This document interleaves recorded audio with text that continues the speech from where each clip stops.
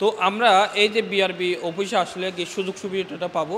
তো আগে থেকে আমাদের আঙ্কেল আছে, তো আঙ্কেলের সাথে যদি আমরা কথা বলি এই যে তারের বিষয়টা নিয়ে, এখানে সবচেয়ে একটা গুরুত্বপূর্ণ বিষয় হলো এখানে কোনো কফির কোনো সাবজেক্ট নাই। তো এখানে আমরা মার্কেটে বিশেষ করে গেলে অরিজিনাল বিআরবি কেবলটা পাই না, আমরা কপিটা একটু বেশি পাই। তো আজকে আঙ্কেলের থেকে জিজ্ঞেস করবো যে এই বিষয় নিয়ে আমরা কিছু কথা বলবো।